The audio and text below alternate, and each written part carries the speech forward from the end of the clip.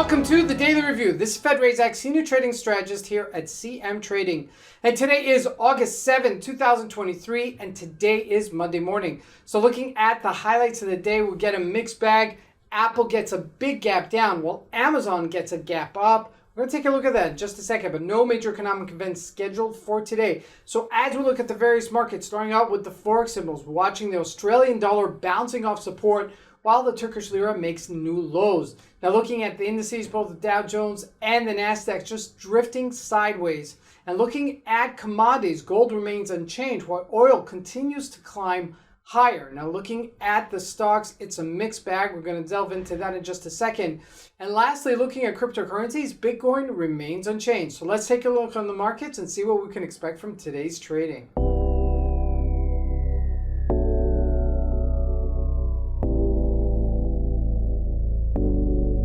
So we're going to start with the Aussie USD because the euro is just on vacation and it's really unchanged. So here we go. Aussie USD, looking at a daily chart, a nice pop-up as we hit 65.10. We just touched it. We bounced above it to 65.80. That was multi-time frame support. We did mention that as we were getting closer to that area, that would be support. Now the bounce is not massive, okay? It's not a high probability trade to, pick it up quite aggressively at this area.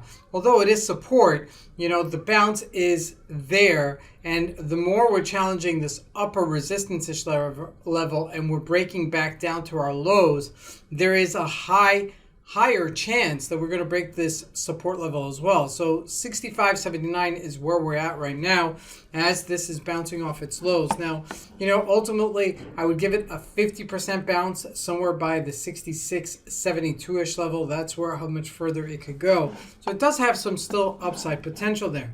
Now, looking at the Turkish Lira as it's hitting new lows for the year, 27 change. Okay, now this has been quite a move, and it's continuously making this move as it's getting weaker and weaker, but it is hitting that 27-ish level, which is really important.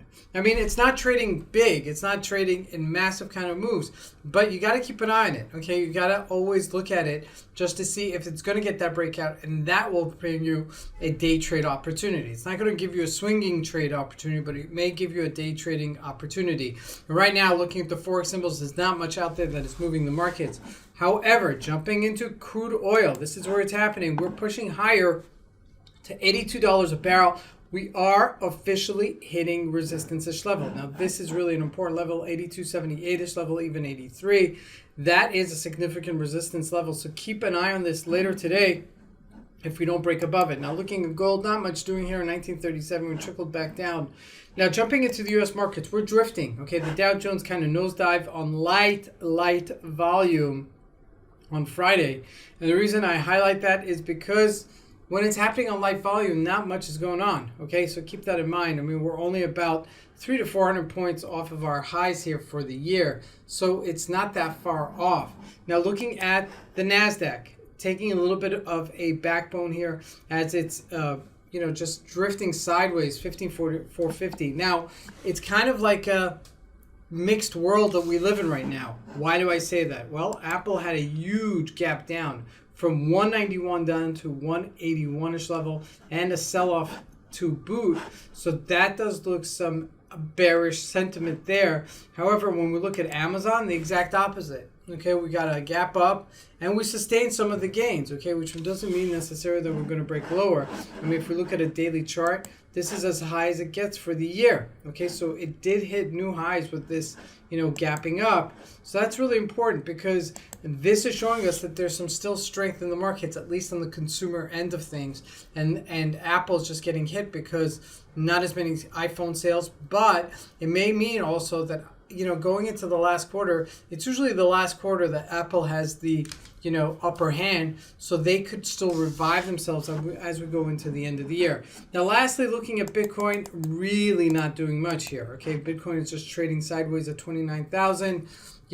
I wouldn't trade it because it's not tradable, okay, at these levels. I mean, if you want to just, really trade this kind of tight range, It's up to you, but there are other things to trade, especially as things are trending.